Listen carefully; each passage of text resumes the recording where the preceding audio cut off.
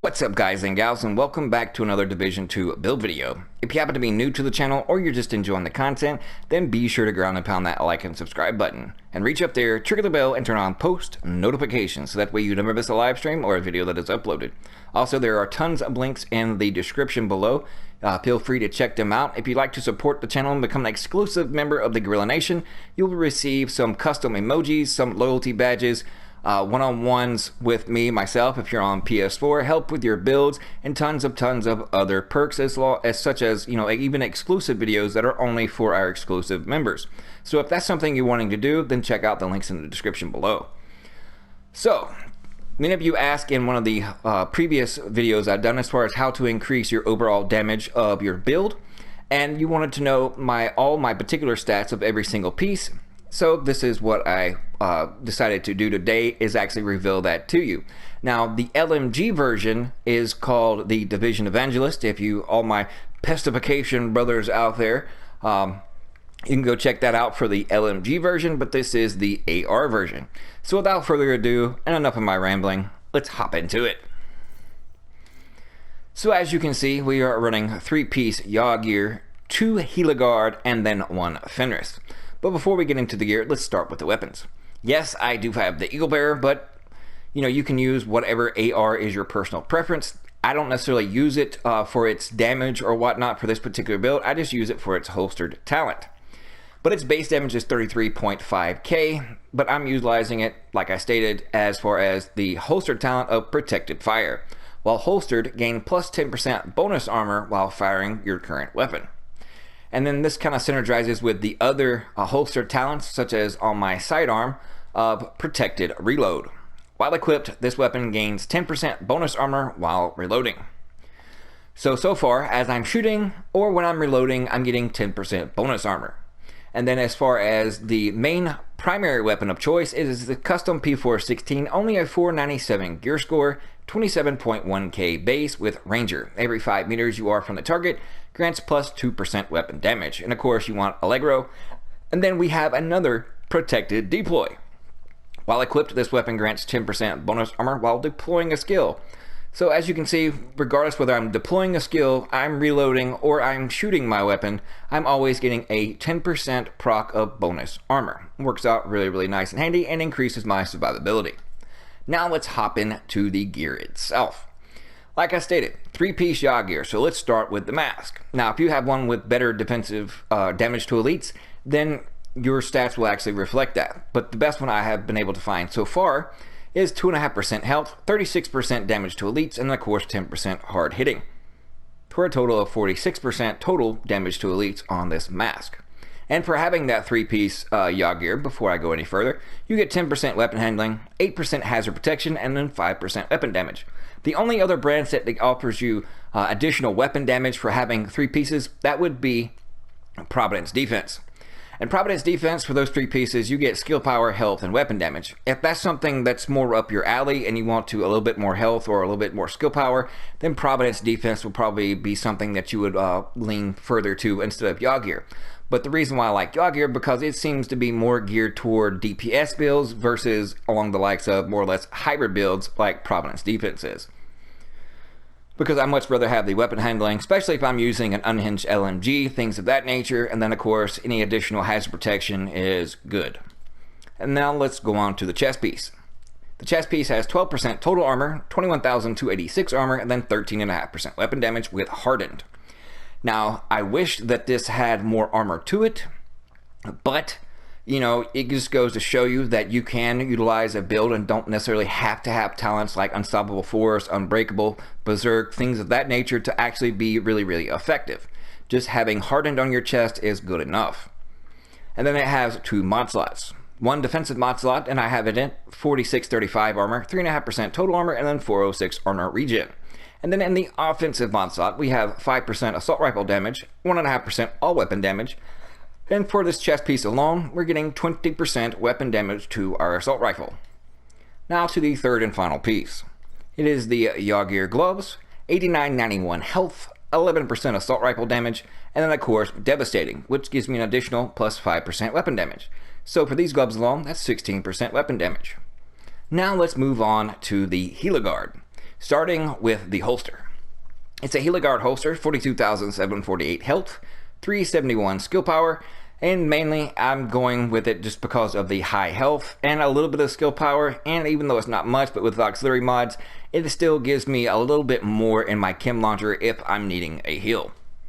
And then it has, for the main thing, and the main reason why I like Heliegard, is because it has 2 offensive mod slots. Now, yes, I could go with the likes of this one. It has 14.5% health and then 29 to 65 health, but as you can see, my armor drops ever so slightly, and then my health drops another 2,000. So since I'm not relying on skill, then I wanted the most bang for my buck, so that's why I opted in for this holster.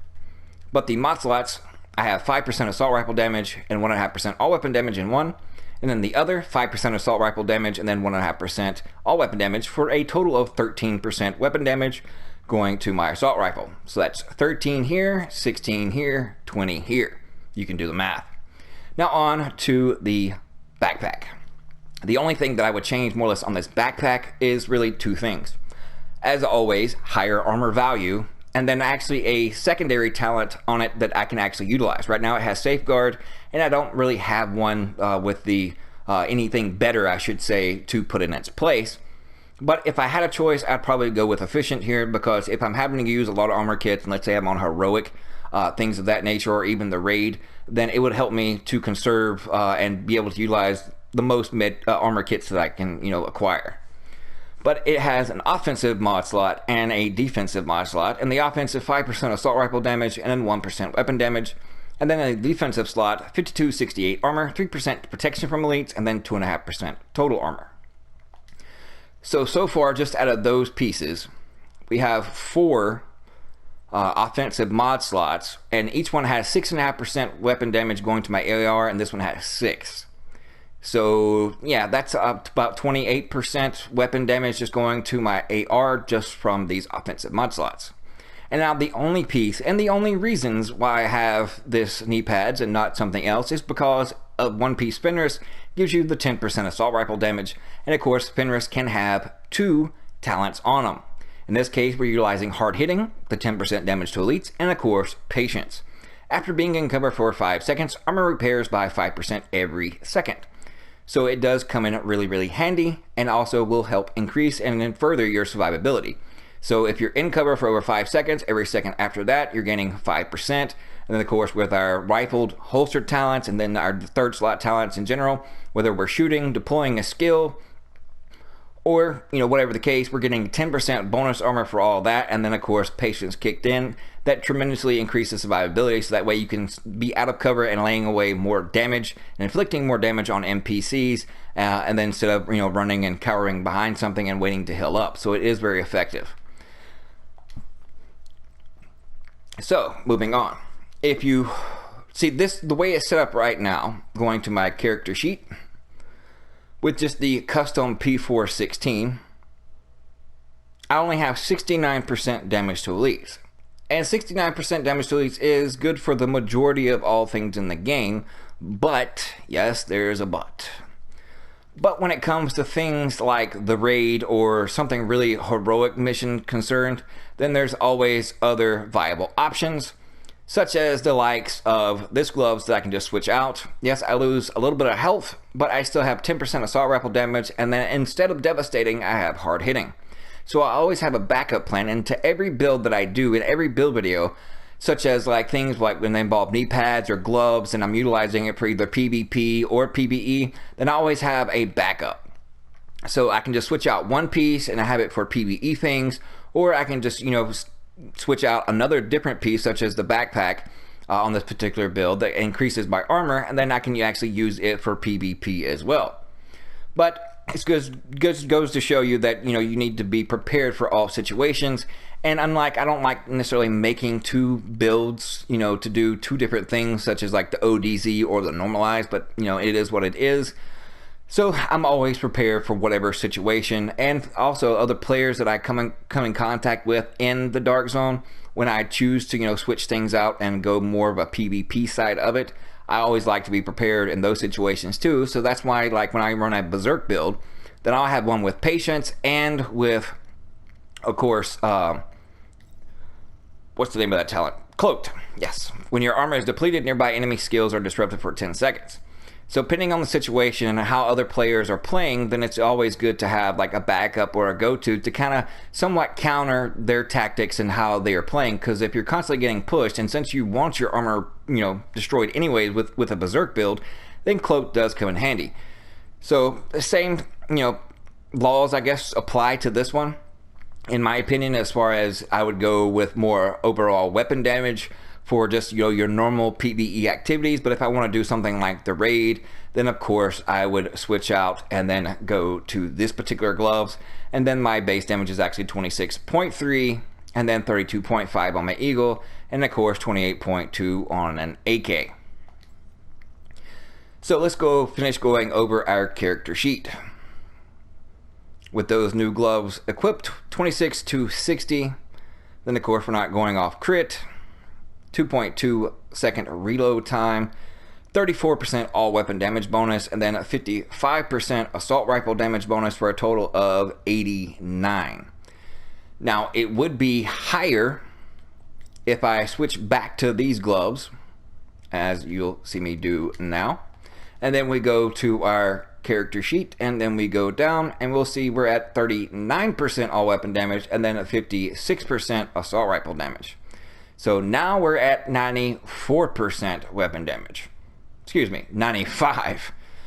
So that's definitely a way to increase your armor, and then depending on what you want to use, or for me for instance 69 to 79, so let's say 80. But if you have a better damage to elites roll on your mask, then you can get a lot higher. But anything over 90 in my opinion is a waste, so 80 to 90 you're good to go.